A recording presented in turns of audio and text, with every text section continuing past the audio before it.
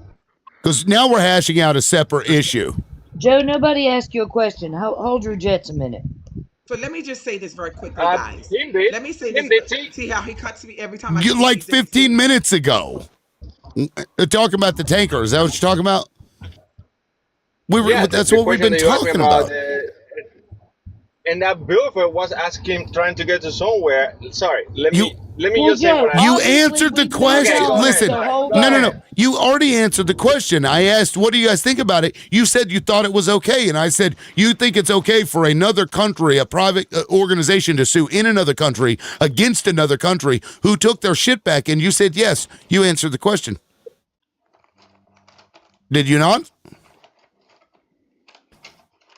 And put us to sleep doing it. Let me just say this. Well, I don't feel that way, but I mean, and then Joe, let me say this to you. What you voted for, what your vote was an act of violence towards women. You voted for women to now be incubators, to be unalived by the brain, but forced to have a baby. You voted for all marginalized communities to be attacked by your vicious, violent act of voting for this piece of shit, this Kinkles McTaco tits in the White House, as one of these people would say on the podcast. You voted, Joe, for the unaliving of people on boats fishing and things of that nature. You voted for everything that's happening. Gaza, that's what your vote did, Joe.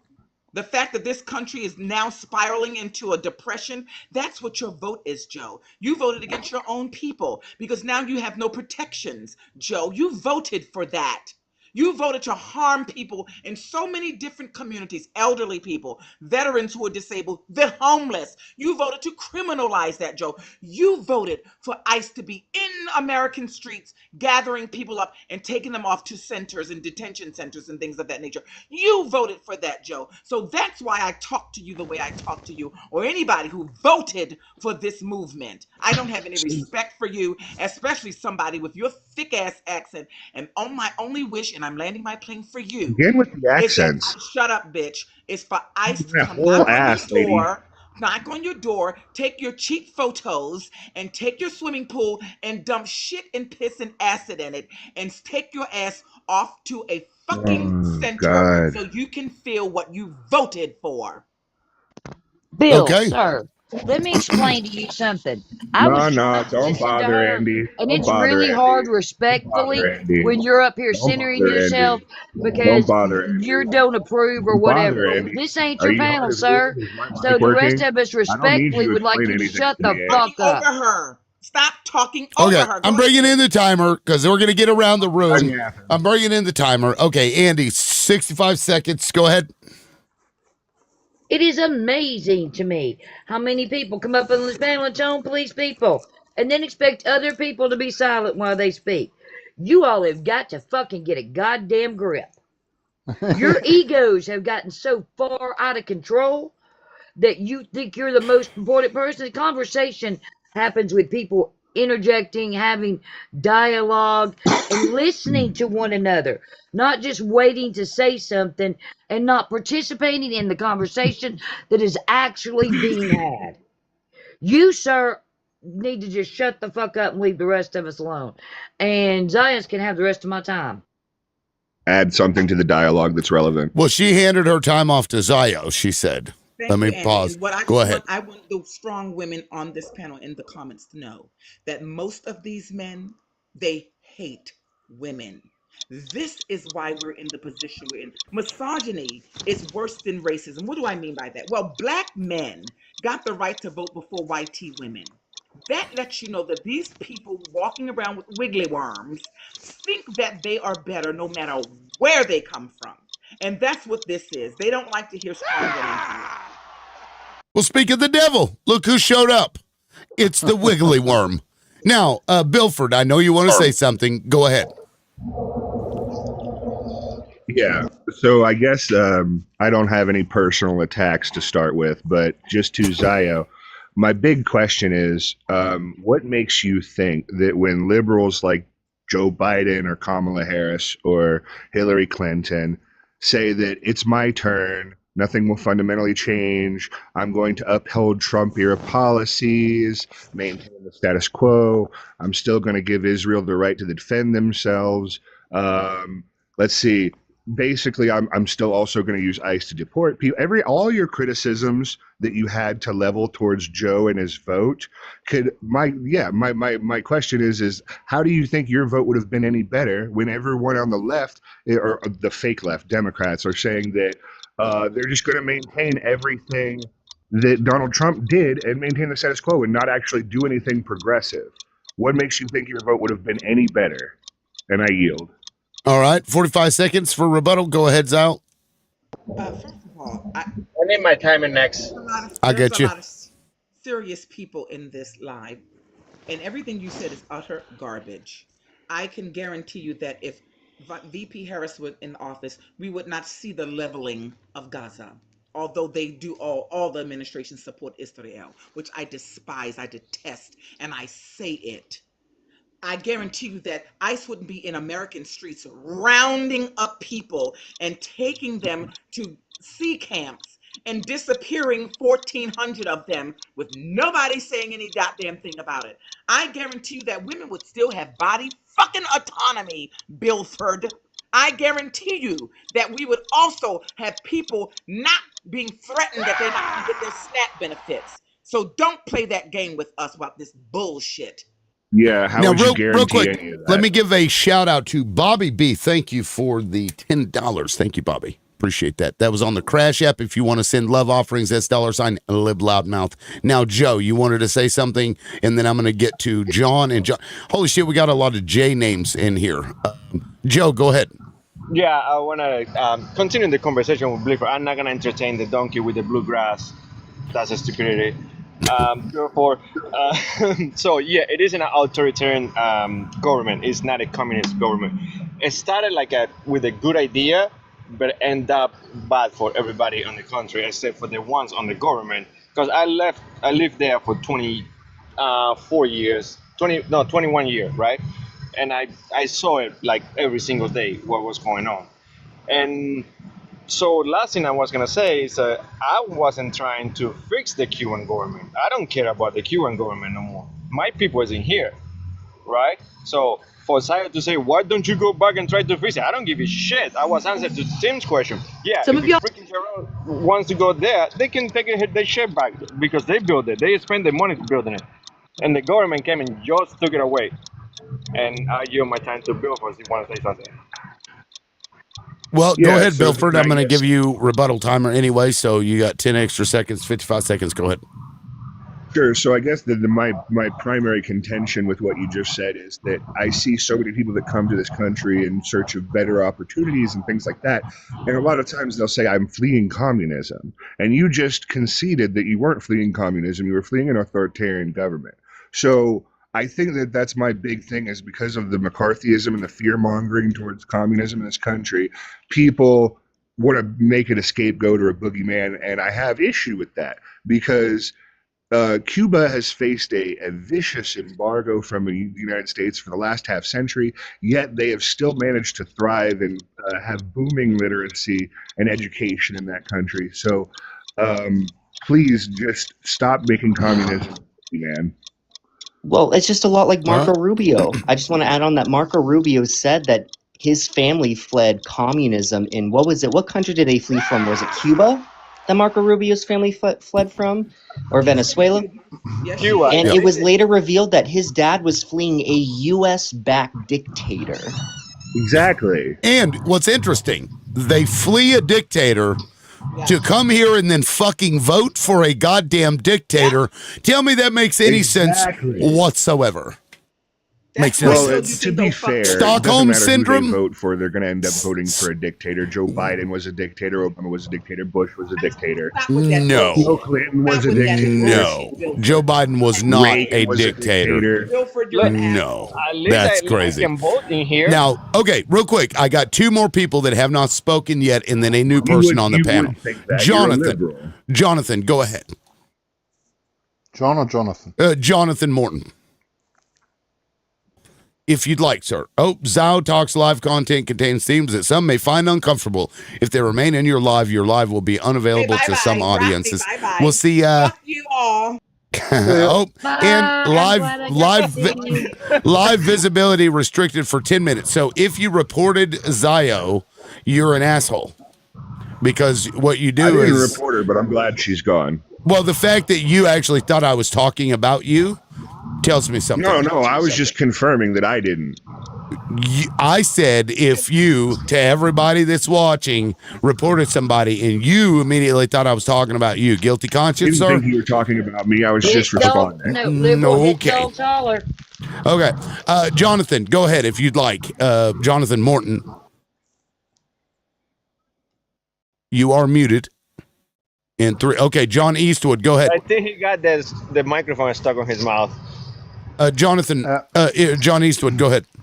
Well, I was just going to ask Bilford, like, do you really think there's been a Trotsky communist government anywhere in the world, like in history? I mean, and you know, just to add to that, I mean, I'm a progressive, and I would like to see far more democratic control in the hands of workers for sure. And I certainly believe in unions. We have a strong union movement here in Australia, though it's weakened in in the last generation because everything's changed in the sense people have become more individualistic. But I do think that we haven't really seen a proper expression of communism anywhere in the world in history. And what we have seen is we've seen certain organisations who have a worker-based operation, like the biggest nursing contracting company in Europe, for example, is a worker-driven organisation. There's plenty of them, but I just haven't seen it at scale in any government.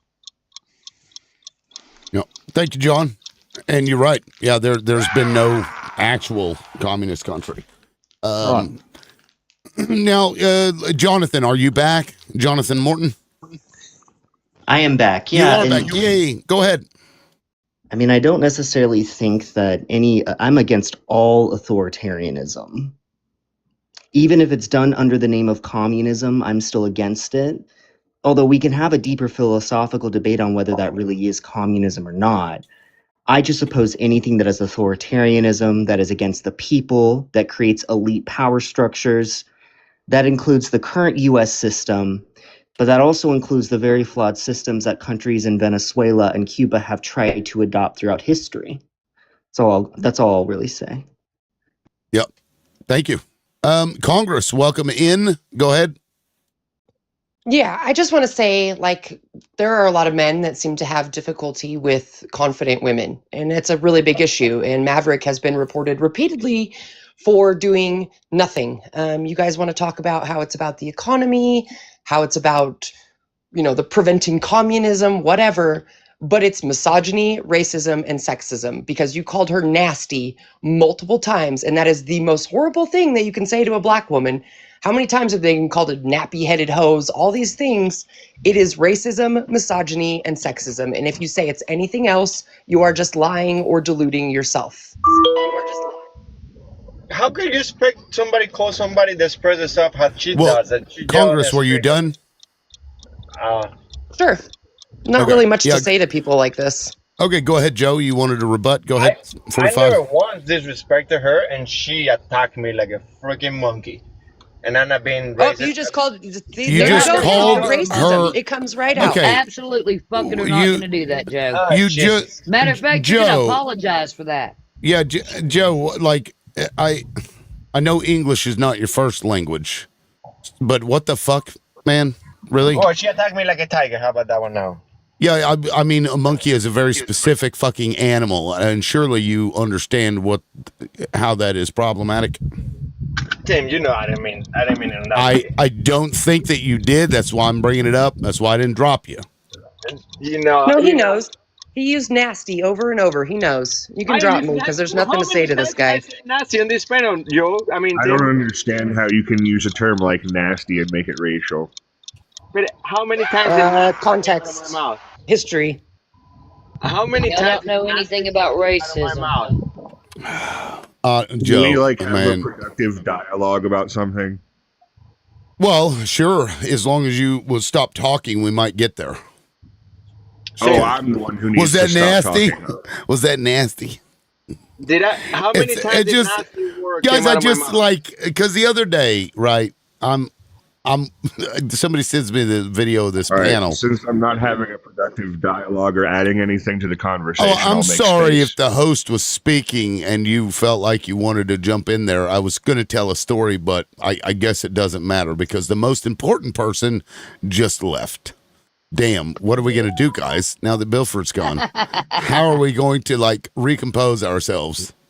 What is that syndrome? What the fuck is that, guys? This level of like just complete and total entitlement. Like, is this like a mental problem with this person?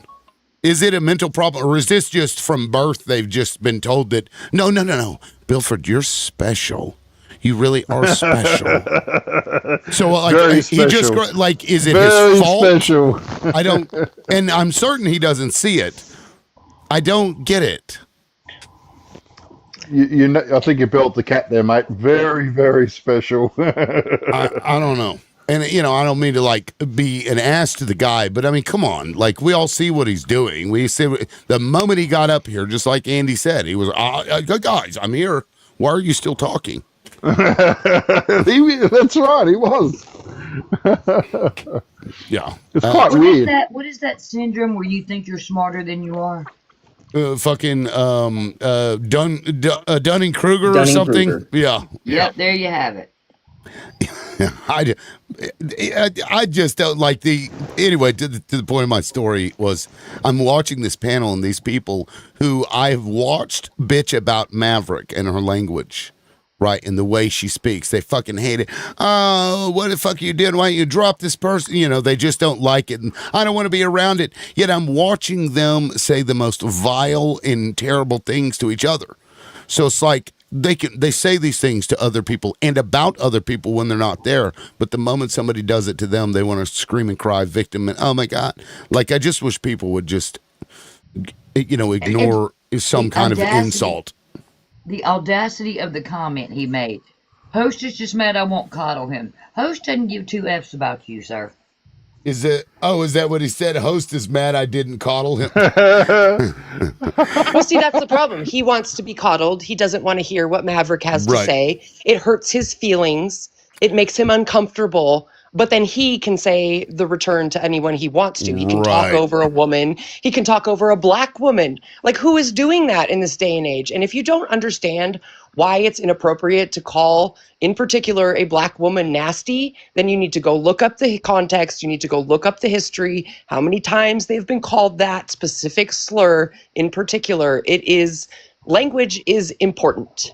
Yeah. No, in Bilford, let me say, when I got to the story that I was trying to tell when you interrupted because you thought I shouldn't talk, I guess, I had already moved on from you. I did, like, I don't give a shit. And then you make your comment, host is just this, like, motherfucker, we're going to keep talking about you now because you complained that we're talking about you. So I guess now we can just trash on Bilford for the next, I don't know, hour or so because, like, I'll do what I want, bitch. Okay? If I want to talk shit about you who dropped off the panel like a little crybaby, then that's what I'm going to do. I don't care if you coddle me. I'm certainly not going to coddle you. You came up here, you little cunt, and you were like, oh, why are you talking? I'm Bilford. Bilford has arrived. Bilford is the greatest person on earth, and therefore I must speak. Literally Bilford the has moment. entered the building. Yes, Bilford. like right after you fucking showed up. You bitch ass start yapping. And then you like throughout the whole thing that's complaining about, you're like the tall nerd's brother. Do you know the tall nerd? You fucking remind me of this guy. He'll sit here for 3 minutes. And then after he's spoken, there'll be 12 fucking people that haven't spoken since he talked. And he's like, oh, why aren't you letting me speak? I don't get this mentality, Bilford. You need to do some self-reflection. So what I'm going to do to help you out, brother, is you can go to YouTube. You can look up my name there. You can watch this restream and review the way that you were acting, because I don't think you actually understand. You're not self-reflecting at all. So watch yourself. What you say, how you say it, when you say it, and the moment you come up on the fucking panel. And I think maybe you'll get it. Or maybe you won't. I don't know. No, But if I wouldn't bet on it. yeah, if I feel like trashing you, though, that's what I'm going to do, because this is my shit, and I don't care. Fuck you. Like, you haven't been up on the show for months, so as if I give a shit or need you. Anybody else want to say something about the Bilford, the greatest person alive? I just would like a bit of coddling from you, Tim, if you've got a little bit of coddling to give. Yes, I will wrap you in a I will wrap you in a gimpy blanket, and I will say it'll be okay, John. Oh, I'm feeling so much better now. Thank you very much. let the butt hurt flow through you, Bilford. Let it flow right on through. Oh my God! What the fuck was that? Here, Bilford. What the fuck was that? Does this make you feel better? Does that On make the upside, we don't need a timer anymore. That's true. That's a great point. So to that point, cling disappears. Yep. Well done, Congress. You rang the bell on all that. I thought that was pretty much on the money. Oh, Bilford, I'm fucking with you, man. You can come back up if you want. It's like the guy needs to fucking take a chill pill. He's like, man, what the fuck is wrong with you? What the fuck is wrong with you? 2 in the thoughts, 1 in the prayers for Bill. That's fucking funny. Anyway, Scott, what's up, man? Welcome aboard. How are you today? I'm doing okay. We're just giving somebody shit because that's, why not? Well, you deserve nothing wrong with that. I mean, he's welcome to come back up. That's fine. He ran the tab up and we sort of paid him out. That's what happened there. I love it. Funny. I like your lives. You guys do a good job. So right on. As you know, well, I don't know if you remember, I'm Canadian, but I had a question, if I may. The new bill that President Trump is trying to get passed regarding foreigners coming to the United States and wanting to see 5 years of our life of our phones and so on and so forth. I just wanted to get your guys's thoughts on that, because as a Canadian who travels to the United States for pleasure, sometimes for work, and so on and so forth, I love the United States. I love to travel there. I like to, my stepbrother and sister live in Phoenix, and so on and so forth. And this will honestly stop me from coming to the United States if that's what they want to do. So I just wanted to see what your guys' thoughts were. And now you're talking about the 5-year social media stuff. Is that what you're talking about? That's correct. Yeah. Yeah. No, look, this is why I often wonder if the dude's a Russian asset, because he's complaining about not getting people from certain countries and then doing things that will literally tank those numbers. I don't blame anybody for not wanting to come here, because a lot of people, even Americans, are afraid to walk out the fucking door because they're afraid. Background check. Yeah. So I don't blame you, man. And it sucks. We don't like it. So yeah, well, maybe Joe likes it. I don't know, but. Well, I'm in Lake Tahoe and we're a tourist-based economy. We rely on a lot of tourism from Canada. And even before they announced that 5-year rule, we had seen a significant drop in our numbers. I think tourism was down 30% for us already this year. And our room numbers were down, the amount people were spending is way down. So yeah, it's really scary and really sad, because I'm afraid to leave the United States right now because of the same reason. Is right. If they look at my phone, I'm clearly not going to be welcome back. Yeah. Here they talk, if that's not communism, in my opinion, I don't know what the heck is, to be honest. I don't even know if I've never been to Russia, but do they do the same? Do they literally go through your phone I don't know. I don't actually think they do. Let me look it up, but I don't think they do. Well, I said, Scott, I'm in Australia. An American friend of mine who's ex-military, and he was at the attaché level. He said that when he went to China as a military representative, they would be instructed to take phones and laptops that didn't have anything on it, clean phones. But the information that Trump's requiring is not nearly as is much worse than what communist China required, going back to a time when they were a lot less open and a lot more hostile. So That just puts it in perspective, and he's dreadfully upset about it because he's a ex-service person who takes, has a solemn oath, and he's very upset. So that puts it in perspective, because he in an operational capacity never had to do that to go to communist China. Now I looked it up in the, like, when you Google something, it has a little blurb. It says that this is travel.state.gov, says log out of all social media accounts and do not access your social media accounts while in Russia. So I don't think they check them. They just won't allow you to be on them.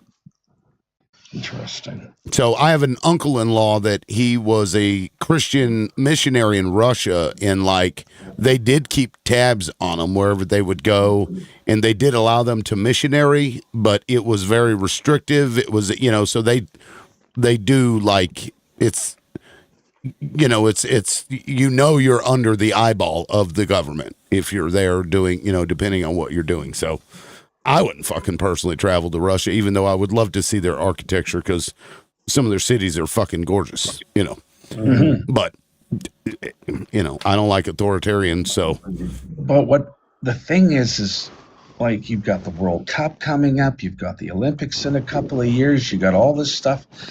And is this not a deterrent for people to not go to these events? I mean, the whole idea of hosting an Olympics is to get people throughout the world to come. Do you know what I mean? Like, that's the whole, and this man can't handle that, our own opinion of what we think that man is.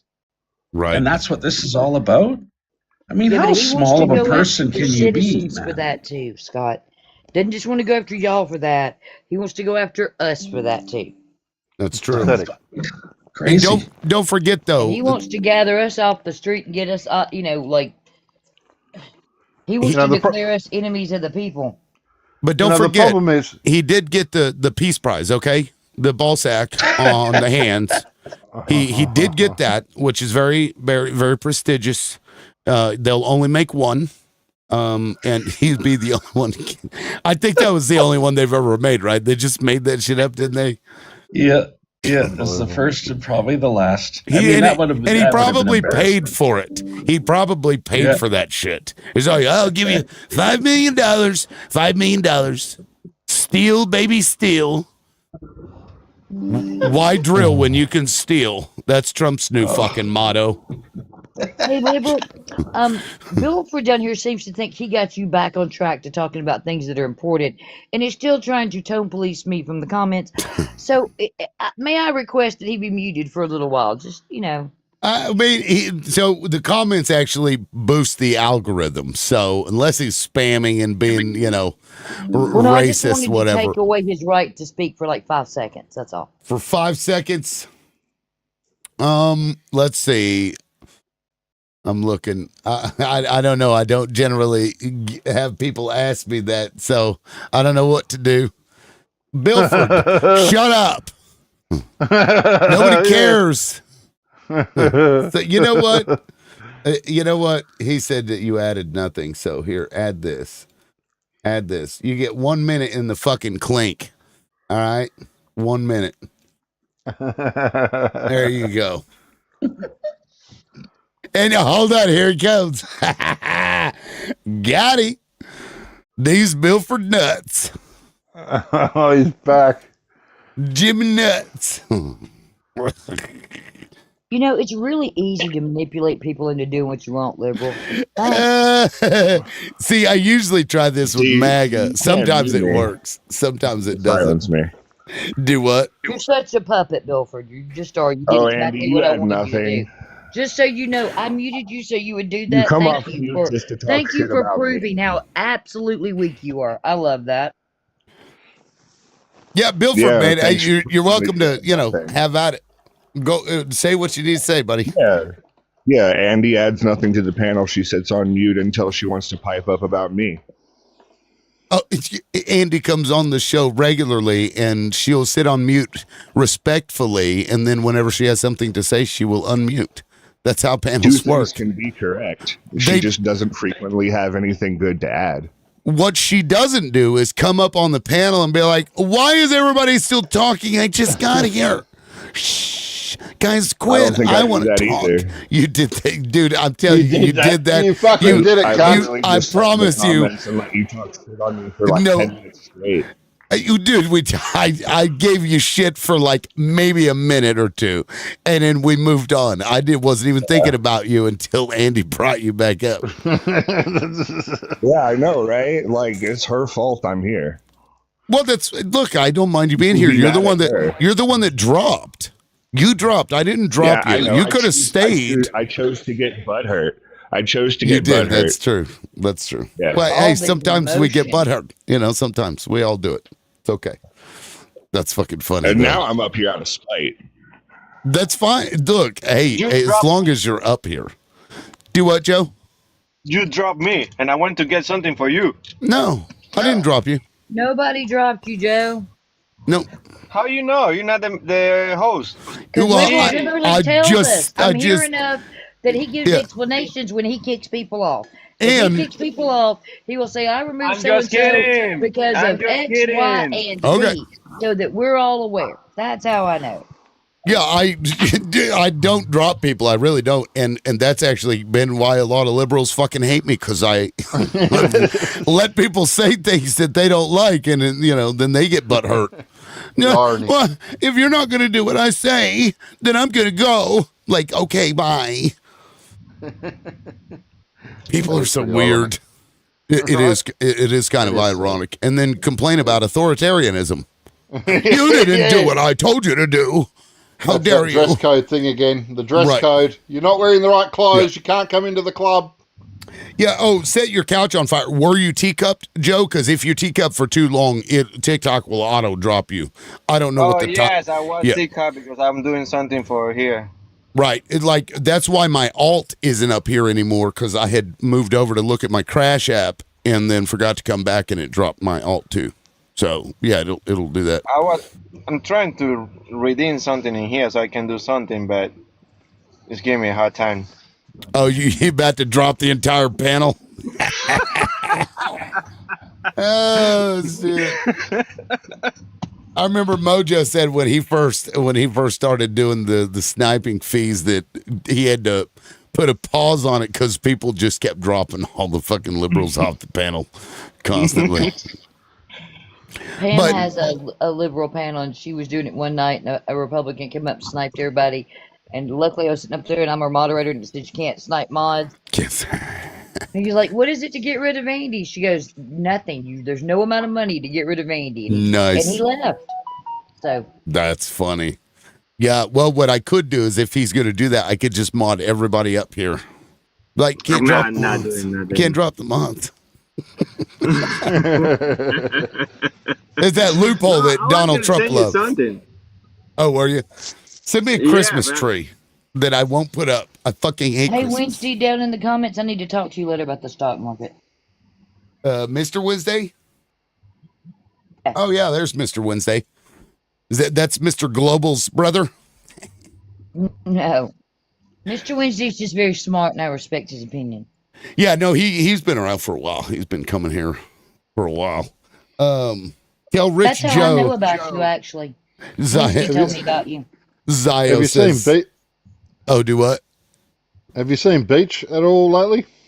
Not since he double paneled. Uh-oh. Well, the galaxies don't work.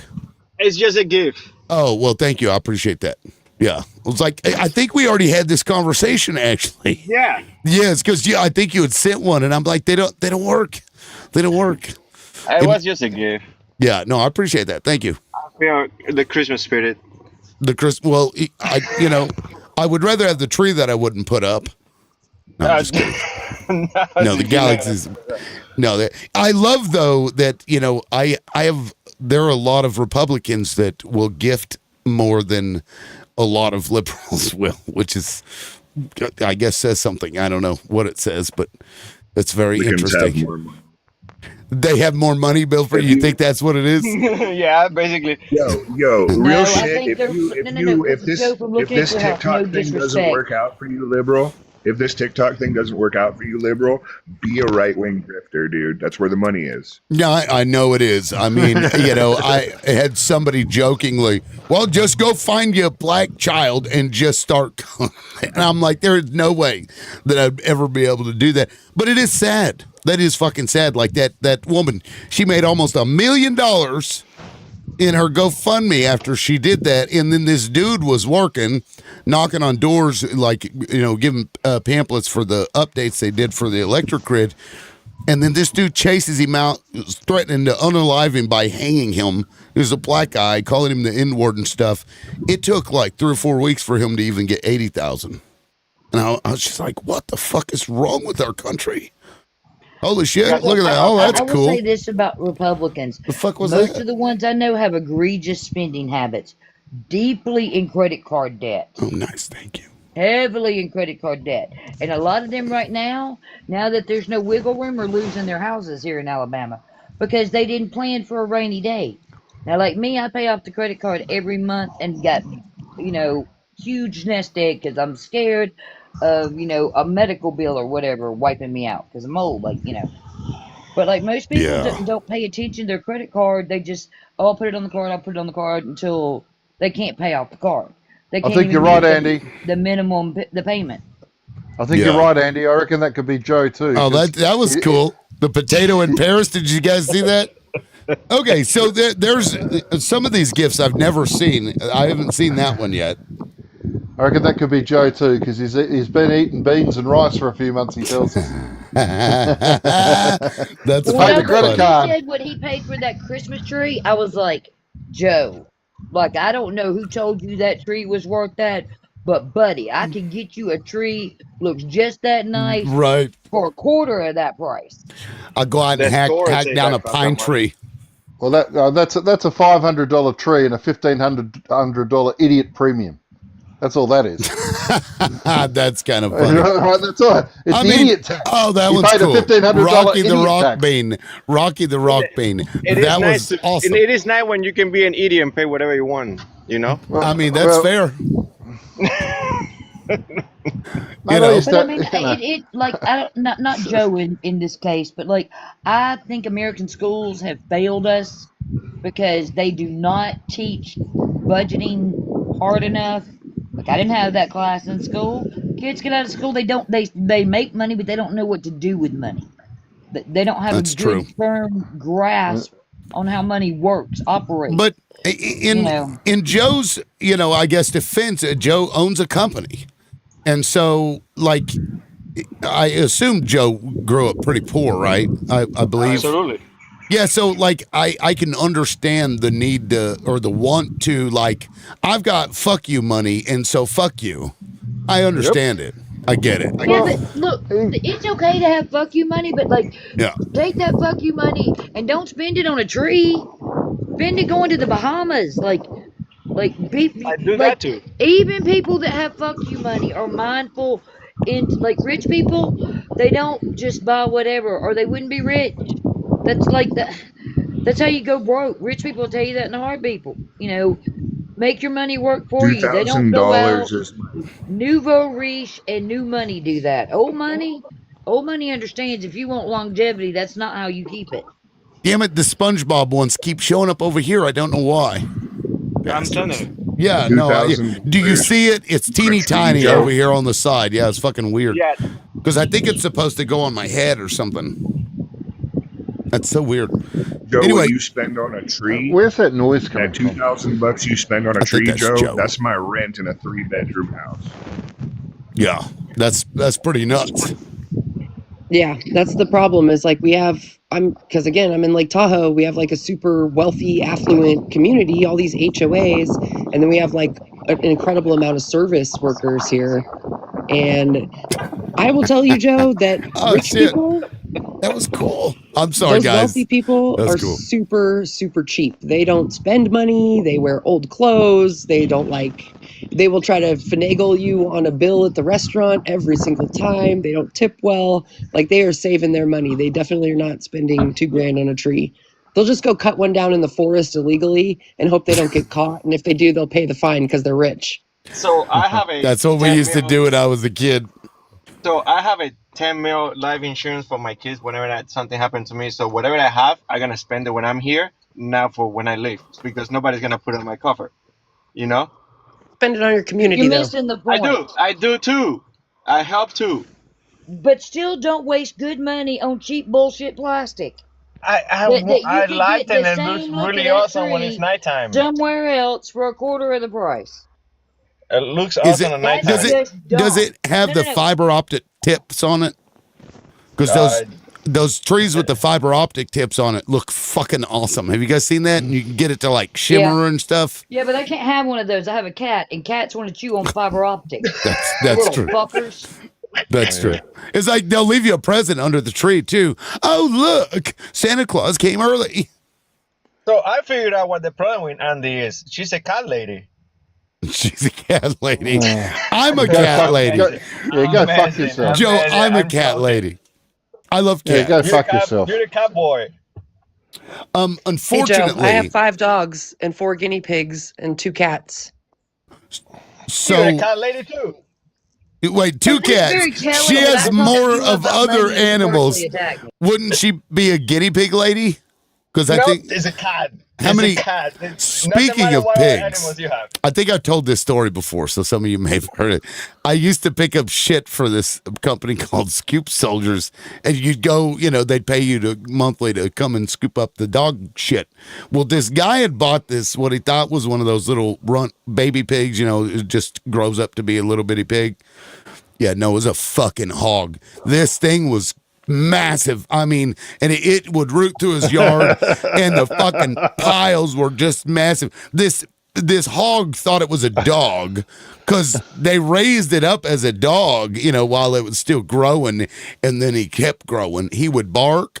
I've heard him. He sounds like a damn dog when he was like, making the noise or whatever. And he has to be let inside. So they got this like 400-pound fucking hog, sleeping in there thinking it's a dog. Fucking. So if you're going to buy a pig and you think it's small, be careful. It may not be small. It may just keep going. Well, that's a scam. That doesn't actually exist, like the teacup pigs. It's just a baby pig that's going to grow up to be like a normal-sized pig. Yeah, no, pig. I mean, That's right. That motherfucker, he was cool though. Like he had a lot of character. I ain't never seen a hog act like that before. He would scratch on the fucking door trying to get in whenever I would show up, I guess because he was freaked out because I'd be there, What is this guy doing picking up my shit? What is wrong with him? You know what the difference in a hog is? Between a hog and a pig is? Do you know what the difference? 200 pounds. That's it. There you go. Yeah. No, that's actually the answer, liberal. Oh, Hogs really? are not a breed. Yeah, no, he was a fucking. I think the funniest part of that story is you're a shit soldier. What? The scoop soldier. Let's go, shit soldier. Like, I was surprised to find out that people in America believe that hogs were a different species of pig than just a regular pig. Andy, I'm like, they're not. They're just a fat damn pig. That's all they are. That's it. Can I ask you a question, Andy? Because I'm one of those people. I thought that a pig meant it was domesticated and hogs were feral. No, a hog just weighs 200 pounds. That's big way. Yeah, we have feral boars.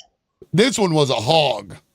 And he didn't have he didn't have tusks or anything like that. I think that may be the difference between a boar. If they get out in the woods and they become feral, do not stand in front of them. They will unalive you. Yeah. You get one shot at them with a pew-pew, and most people I know that even hunt them from the back of a pickup truck that's running. They don't even do it on the ground because I've seen what happens to you on the ground. One time when I was young, and that boy left the woods without a leg. Wow. So, don't think that's easy prey.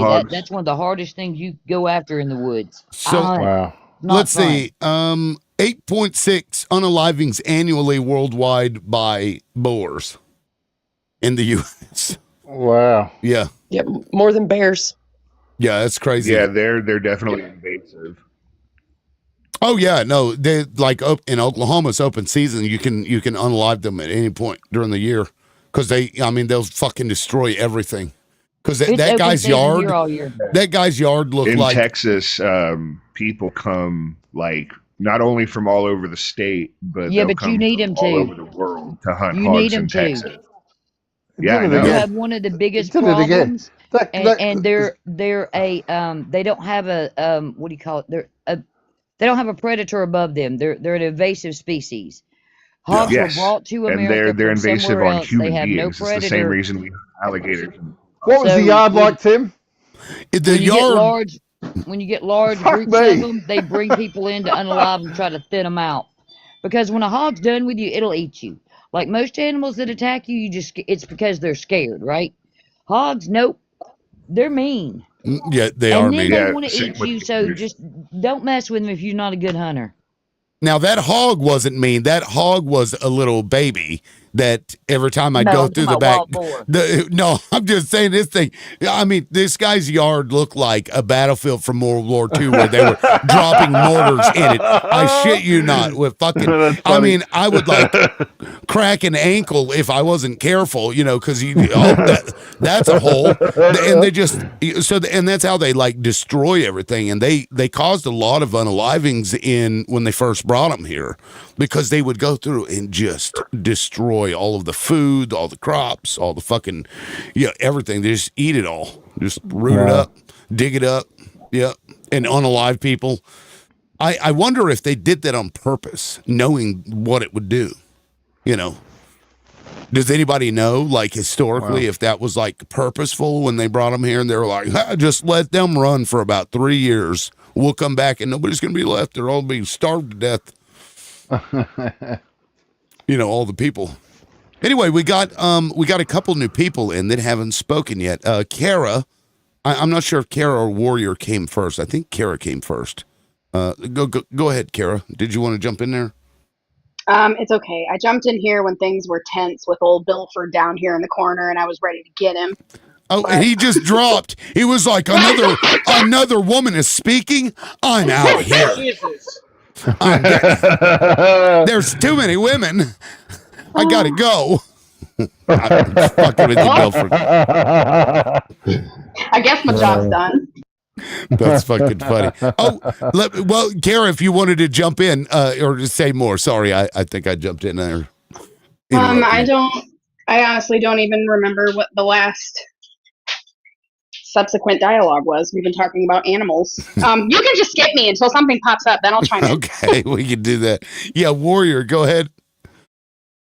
Assalamualaikum. Peace be upon you. I remember. That's right, isn't it? Yes. Okay. I am. I'm getting just there. listening. Gotcha. I think when the holidays come, even though I don't celebrate Christmas, just take it easy. Don't let it be about material things. Spend time with your family, cook with your family, enjoy every meal. I mean, like, be grateful that there's not boom booms on you and that you have a roof over your head and hot water running. A lot of people on the other side of the world, they don't have nothing, That's for sure. Now, real quick, I will say, Joe, thank you for the gifts. You are, in a large way, the top gifter. So I appreciate that. Don't get him. Yeah. No, I don't know how you got there. If somebody wants to catch up to Joe, I mean, I'm not going to be mad at you. $50. Yeah, I'm just going to say about Joe. I got to say, look, I don't begrudge anyone their success, and good luck to you if you've made it from a coming out of a tough beginning. So congratulations. But mate, one thing that is true is you are a living demonstration that you cannot buy class. Right, that's the reality.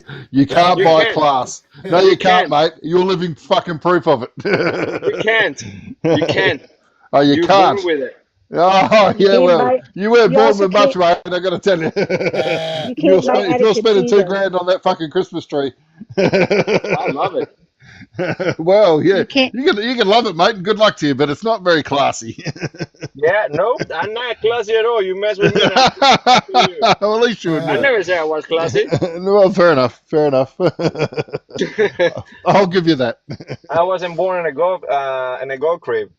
No, fair enough. Good on you, mate. I was born in the streets. Well, it's good luck to you. So what about? But one thing, I respect everybody until anybody disrespect me. That's when the unclassy comes out. I think that's fair. Probably most of us, isn't it? Yeah, it was the same like with my mom. Like when I was a kid, we were super poor and had nothing, and she sacrificed a lot. So when my dad finally got a good job and they made money, she spent the first like decade spending a lot of that money getting, the Mar-a-Lago chest and all the good things. One of them popped, so that was hilarious. But so I get it. Like it's really tough when you've grown up with nothing to not spend what you have, and you deserve to enjoy it as long as you are treating people with decency and respect and trying to put something good back into your community. Definitely enjoy something, because not enough enjoyment and happiness in this world for sure. Look, I don't even do it for me. I do it for my kids so they can have what I didn't have. A little bit of joy of something, Right. Well, Joe, I just want to say, Joe, I'm one of the homeless youth that lives on the streets of New York, and I may not have a Christmas this year. Can you donate to my GoFundMe in my bio? Thank you. Send me your address. I'll send you a dildo. Oh, damn. Only if you get it, you have to buy it from Rabbi Shmuley's shop, though. That's the thing. Send me a link, and I will send it to his address. It has to be kosher, okay? It has to be kosher. He's a creep. He is a creep. That gives new meaning to a Cuban cigar, I've got to say that. Well, you can ask Bill all about that one. Have you seen him at a birthday party where he's sitting on the lap of a little kid? Who is? Who? Oh, Rabbi Shmuley. Shmuley. No, I wouldn't. Oh my I gosh, wouldn't let that man despicable. near my kids. Yeah, I don't he's want no man near my kids. Yeah, no, I mean that guy is a strange Demented. one. Yeah, that reminds me of Headley coming up here getting all sexualized because of my hat. So, since we are on the disgusting man's conversation, I have a question for the panel, and especially for you, liberal, and I have a lot of respect for you. Will you take a shower with your 8, 7, 9 years old daughter? Nope. Okay, so why in the hell you didn't say nothing when that lady that was saying, "Oh, that's normal"? You are disgusting for thinking that that's not normal. Actually, I did. On my Facebook, I can probably pull it up on my Facebook. I posted about it when this broke, when that came out. Like he's a nice man. No, he's freaking not. The fact that he did that's disgusting. My daughter will never take a shower with me, and when my son, that he's 3 years old, wants to take a shower with me, I wear underwear, just for the fact that I have something hanging and he can just try to touch it because he's a freaking kid. So the fact that she said that, oh, that's normal, that's perfectly fine, that was disgusting. She is fucking nasty. So, yes, I wouldn't do it. But in that journal, in her diary, she did not say that anything, other happened, though she did talk about things later that other people had done. So if something had happened, I'm certain she wouldn't have written about it. And that's another thing. So if you teach that to your kid, then your kid grow up thinking that it's okay to shower with other men. Well, there's a lot of people. Go, Congress. Good, Congress. There's a lot of people around the world that don't have any choice but to bathe together. It's actually fairly common, and if you think out throughout history, it was normal. I think that our society, especially American society, has this hang up about nudity. Puritanism. Yep. Yeah, I mean, obviously there's some people that have bad intentions, but I mean, as a parent and child, like it's about education and obviously consent. Like if your child doesn't feel comfortable with it, you shouldn't be doing it. And if you don't feel comfortable with it, you shouldn't be doing it. But we have to acknowledge that like historically that was normal for like everybody to bathe in the same tub and share the same water because we didn't really have a choice. So it's really just a weird American modesty thing. But in America, there's plenty of water to go around. Yeah, but how you don't have another choice? Sorry, because I don't get it. And there's not always plenty of water to go around even here. I mean, I know that we're very privileged and have like a lot of things that people don't have around the world, but like there are still people here that don't have access to a hot water heater that's more than 5 gallons, or there's a lot of things to consider. I got you, but I'll give you a choice. You can wear shorts when you shower with your daughter, if that's the case, if you have to. So, let's see. More public baths in Japan banning co-ed bathing for children age 7 and up. More public baths and hot springs in Japan are lowering the maximum age at which mixed gender bathing is permitted from 9 to 6.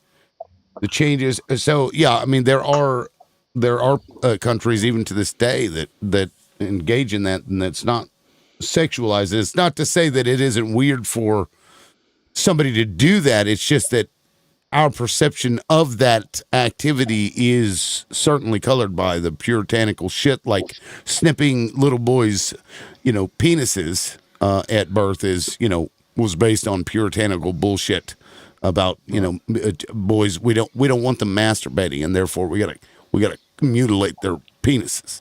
So What does that have to do with masturbating?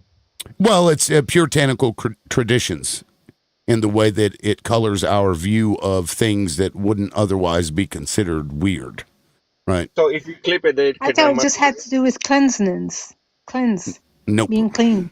No, they Kellogg, John Kellogg, he, and of course this had been around for before him, but he had written about it a lot, saying that one of the ways to keep boys from playing with themselves was to circumcise them. Really? Yep. And that's why they did it. Desensitize. I Right. did it. I did it for my youngest son because it was traumatizing for me. When I grew up and I had to finally get out of that shit, it was painful as hell. So I didn't want him to go through that. But I didn't know you can masturbate. Yeah, well, I mean, it's do what? My ex-husband had his until he was 12, I think he said, and he accidentally zipped it up in his jeans. Mm-hmm. Oh, I did it. And they had to do emergency. I think most men know what that feels like. It's not bad.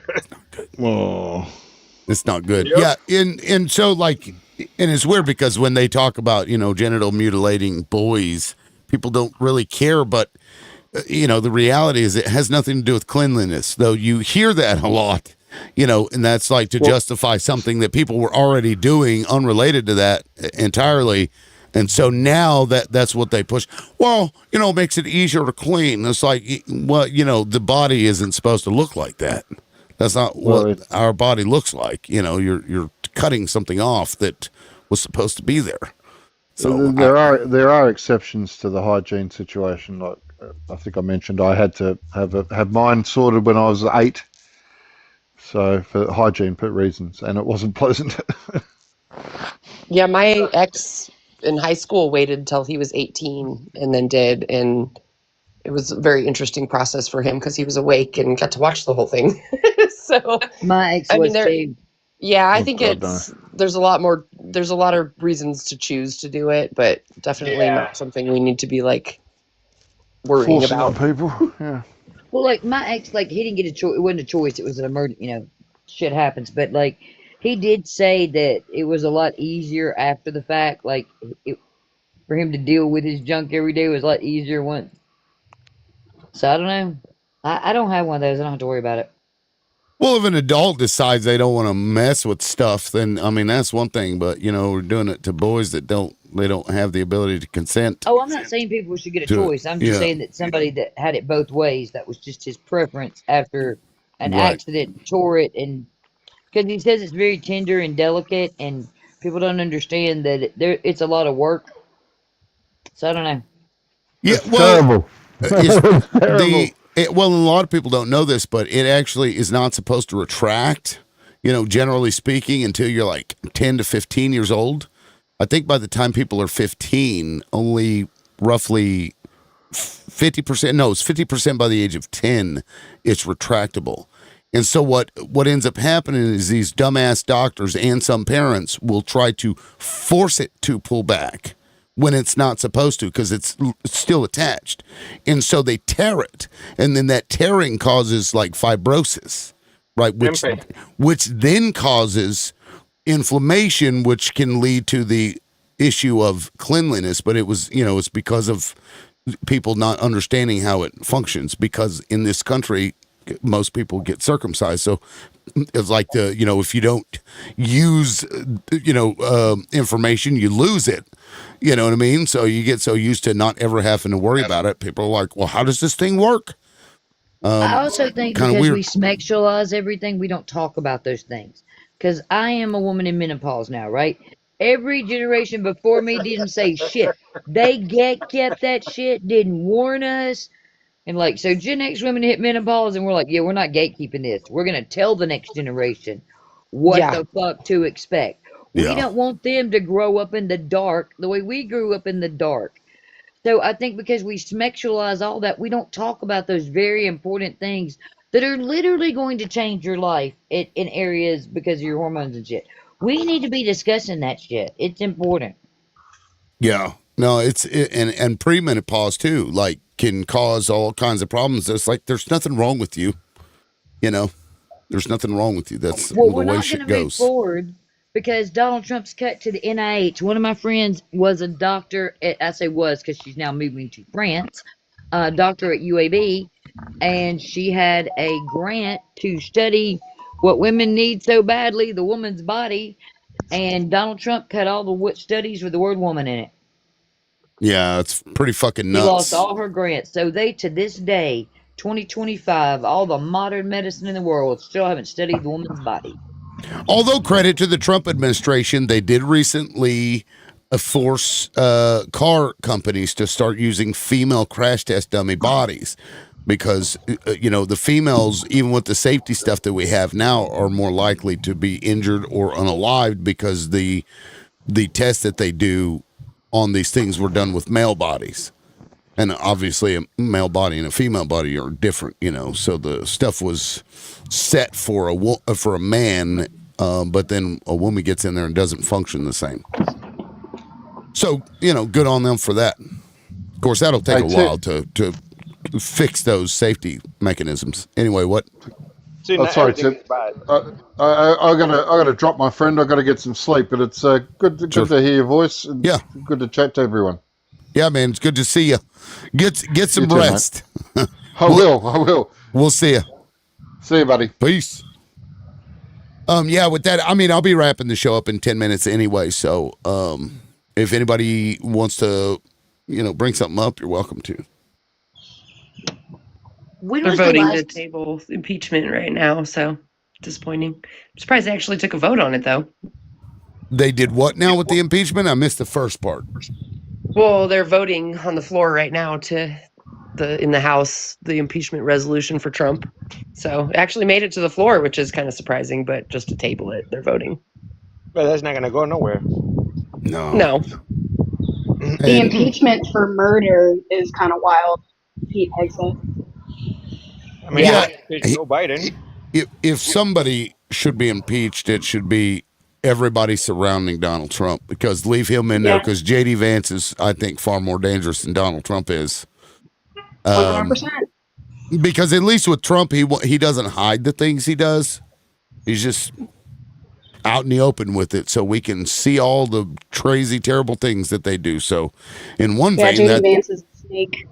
Right, he will keep all that shit under wraps, and he's clever, and he's got all the AI bros behind him, and that's not going to be good.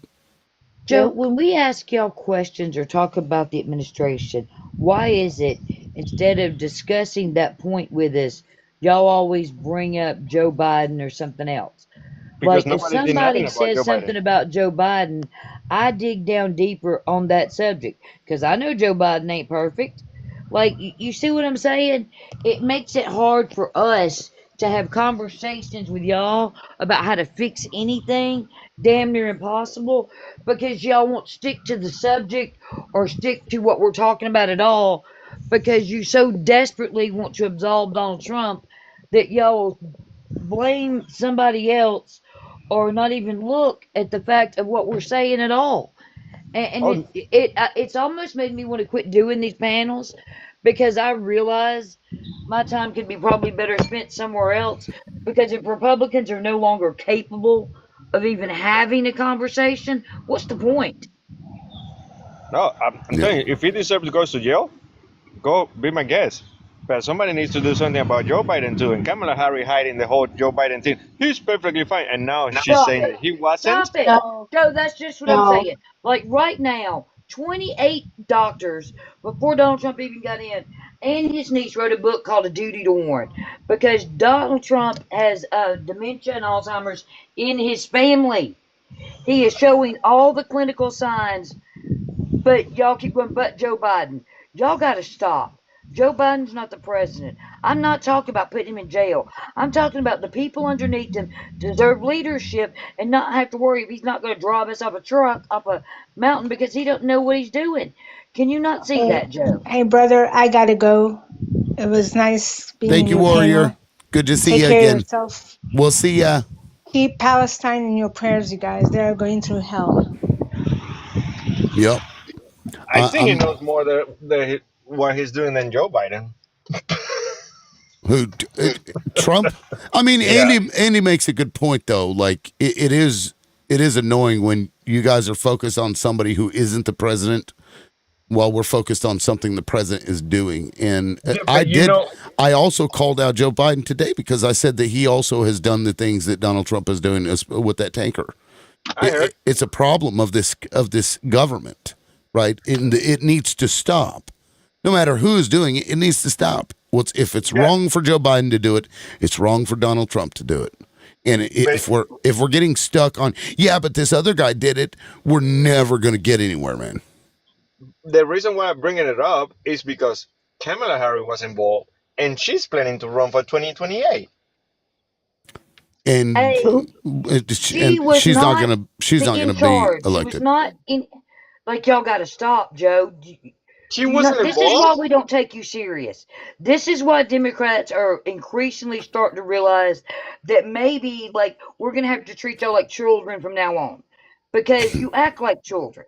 If we can't have a conversation with you about what's real because y'all keep acting like you're on the playground and going, well, so and so did it, then there's no point, I and we're gonna mean, quit. yeah. I mean, go ahead, Joe. Go ahead. Go ahead. No, I was saying, go ahead because I think you wanted to jump in there. I assume. Yeah. That's the only. She was involved on the whole shit, saying that he was fine. Now she wants to run for 2028. She's gonna run. No, Why? she's not. Okay. Well, whether she runs or not, she is not currently the president. And if there are things that Donald Trump is doing that you can agree are wrong because that Joe Biden did it, at some point we have to stop it, right? Because the goal is to stop the bad thing. Correct. I don't care about who the fuck is doing it. And that's why I get irritated by it. Because I really just don't give a shit if it's Biden or Trump. If it's wrong, it's wrong. And so, Side note, real quick. She wrote in her book and on her book tour, she said she is not running for office anymore again because of what she went through in 105 days. So Yep. please stop saying she's running because she's not running anymore. She said that out of her own mouth, Joe. So I need you to go. Why don't you go listen to her? Because I feel like that's what y'all failed to do. Like y'all get up here and say, oh, well, she's going to run in 2028 and she did all this and she did all that and she was for all this and she was for all that. Like Andy said, we point out their flaws, but we also give you factual information. She is not running for office again. She's not doing it. Okay. So why don't you listen to her? Because I bet you can't give me 3 policies of hers that you did not like while you sitting up here screaming she's going to run again. Because what she was going to do was way better than what's happening right now. Way better than what's happening right What? now. Name of those three. They were better. You the one that don't like her. I don't like her at all. No. Exactly. Why? What 3 policies of hers don't you like? Giving $50,000 to everybody to buy a house. Okay, that's first time home buyers and that's a tax credit. Next. Right. The the immigration, not a thing she was gonna do. The illegal immigration. What's wrong Yep. with what's wrong with immigration? No, and not immigration. Illegal immigration. What is illegal about immigration? Crossing the border without having access to come here. What do What you do you mean? mean? How do you seek asylum, Joe? You seek asylum from your country. No, That's you why have there's to an be on embassy U.S. on your soil or country. in U.S. waters, and you have to ask for asylum, Joe. That's how you seek asylum in the U.S. Okay. Yes, So you see, have that's to make exactly it my here. point. Y'all didn't go listen to her. Y'all don't understand what's going on, but y'all scream y'all don't like her. I just came up here to say that she's not running. So please stop spreading that misinformation. Thank you. She said on the Yeah. podcast Just after the book tour that she was Joe, running. it's Joe, lovely to see you, ma'am. Yeah. Thanks, Yeah. I Lonnie. promise you, Joe, Oh, go ahead. I read Whoever the that book. is. I read her book, and I'm going to go see her in February. And what Lonnie just said is 100% right. She has zero intention of running for anything. And who cares if she does run in the future? Like, That's that's not the true. point. Yeah, Is who gives a shit? when I was in elementary school when the Clintons were in power, and I complained about them then, and I complained about Bush, and I complained about Obama when he was in power. I complained about Trump the first time. I complained about Biden, and I'm complaining about Trump this time. That's the point, is that we have to hold every politician accountable. Every person in power has to be held to a higher standard of accountability. And you want to go back to hold Biden accountable, to hold Kamala accountable when she's never even been elected as president, but you refuse to hold Trump fully I accountable for don't. his actions. No, I Makes no don't. sense. No, I don't refuse. And I don't know how you would claim asylum if you, how you don't understand how asylum works. Like, these are refugees that are coming here. They're not immigrants if they're crossing the border illegally.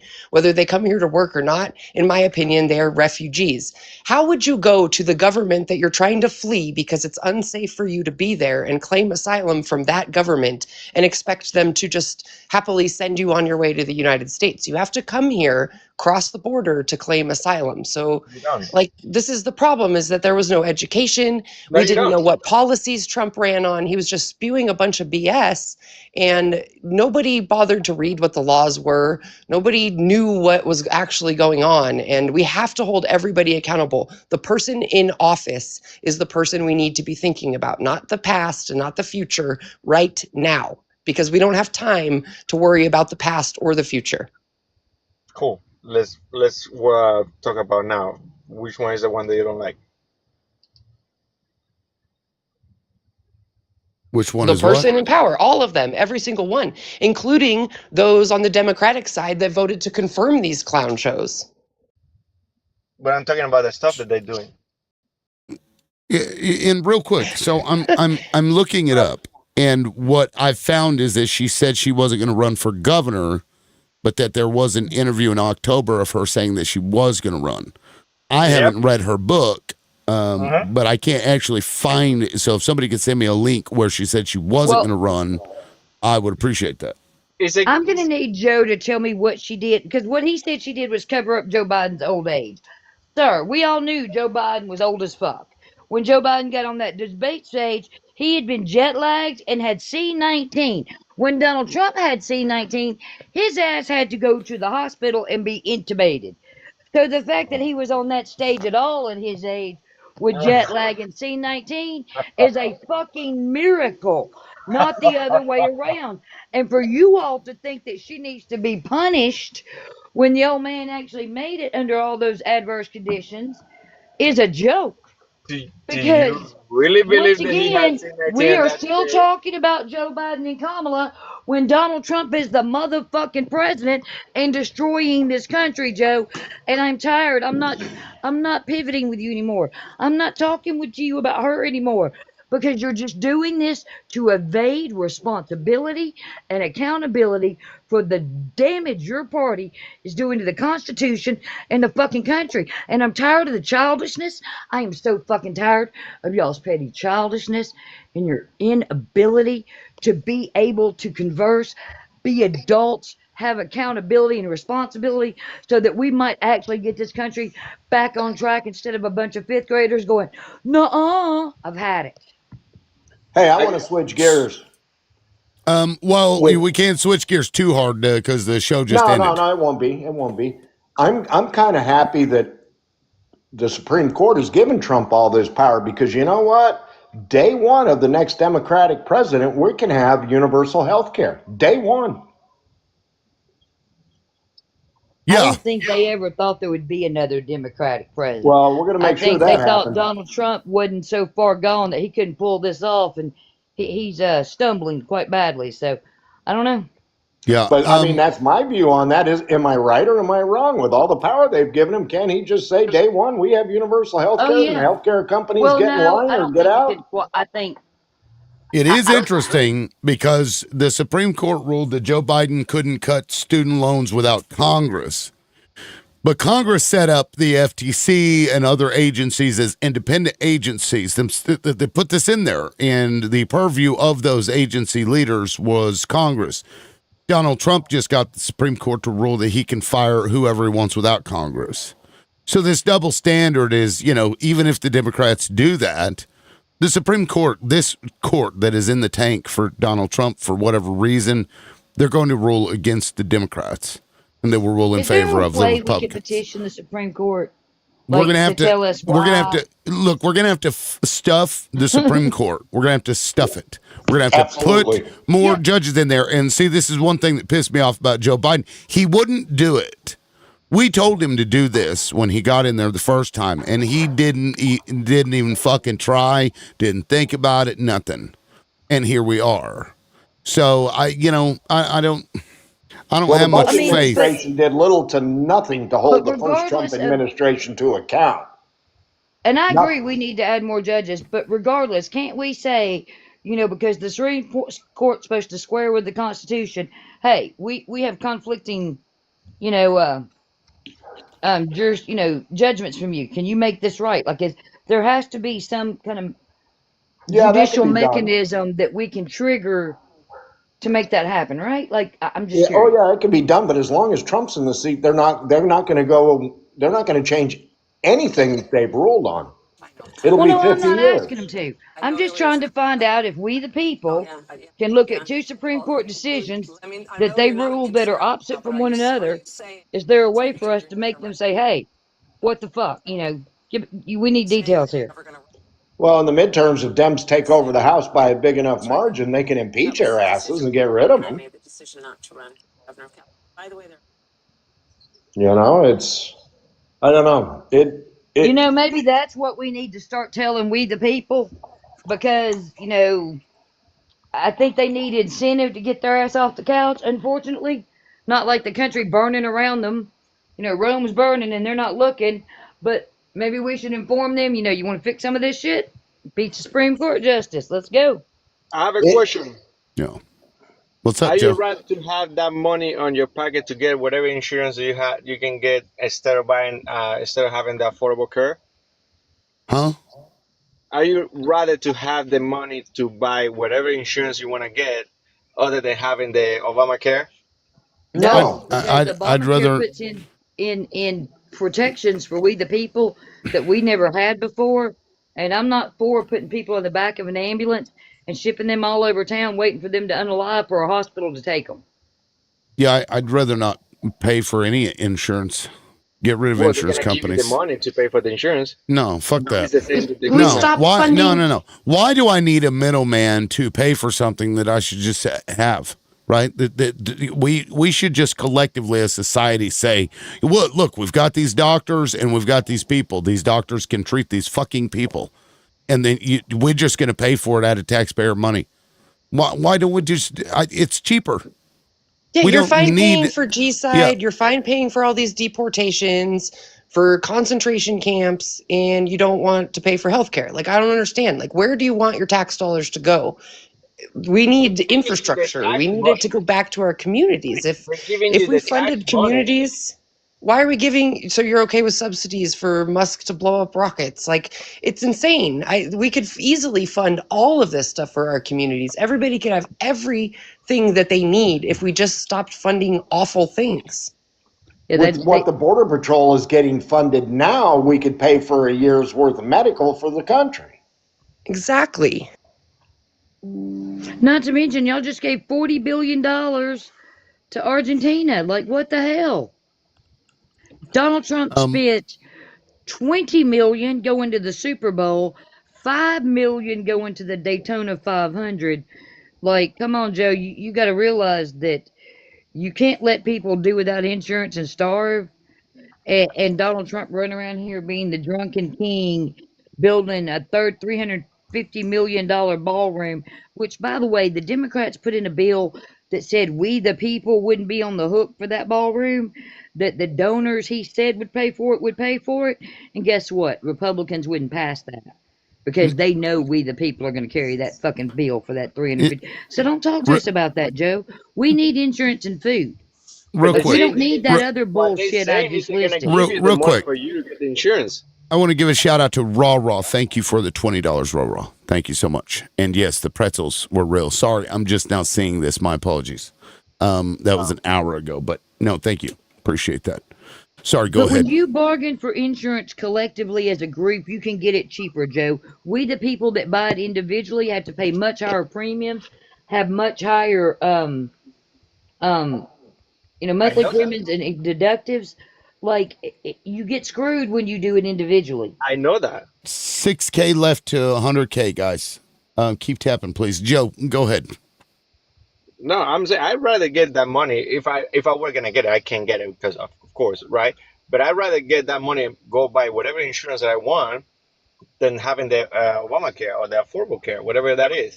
Well, all they're going to do is raise your insurance to be more than whatever the subsidy that he gives you is. Like the whole system doesn't make sense. Like there's no way that it's going to lower your insurance costs. And when other people are not insured, that also causes your premiums to go up because those people have to go to the emergency room. The emergency room is required to give them care, and that care is passed on to you. So your premiums are going to go up for multiple reasons because of this. It doesn't make any sense. And Andy's right. It takes away our ability to collectively bargain. You have right now the state goes and bargains with the insurance companies on your behalf.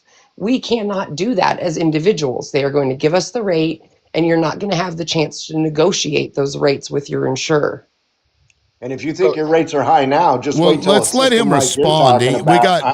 We got everybody is talking for a while and then not letting him rebut. So I'm trying to learn. I'm just asking questions. I'm trying to learn. What is the range that you had to make for you to apply for that? Like you cannot make more than 100 or more than 200. Let's look it up. Anybody can get the ACA, and that's run. Like, why would a person that makes over $200,000 a year should be able to get that? Well, it's just a marketplace, Joe, because you still have to pay the premium. The difference is when the subsidies kick in.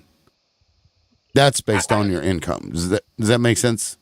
Yes, absolutely. Yeah. So your household income must generally be between 100 and 400% of the federal poverty level, with higher incomes getting smaller credits, though enhanced subsidies through 2025 make more people eligible, and some people below 100% can still qualify for Medicaid. For 2025 coverage, this means a single person earns roughly $15,000 to $60,000, while a family of four earns $31,000 to $124,000, with specific numbers changing by household size and state. So, I mean, that's 31 to 124, family of four. 120,000 isn't all that, I mean, it's plenty, but it's not a lot of money. I mean, that fucking, and also, if we were going to do it the way you're doing it, Joe, think about it this way. If you're going to send me a check and I get to go out and pick the private company that's going to insure me, then also make it where they can't charge you a fucking other dime. Not one dime, no copay, no deductible, nothing. They pay for the entire coverage. And they cover pre-existing conditions. Right. My insurance does too. But for now, if they cancel the ACA, your insurance company's not going to be required to cover pre-existing conditions. Okay.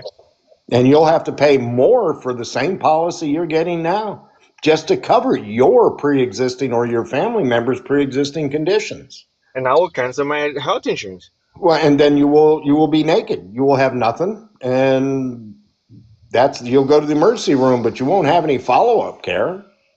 Because nobody's going to cover them. Nobody will cover pre-existing conditions. They were forced to do it the first time. That's what the whole argument is right there, Joe, is pre-existing conditions. The money is secondary to what else is in the plan that will be lost. Now, Trump And these members of Congress, they don't give a rat's ass because they make bank. They can afford to buy it on the open market, even with pre-existing conditions. Although I can't imagine an insurance company out there covering Mitch McConnell or Donald Trump.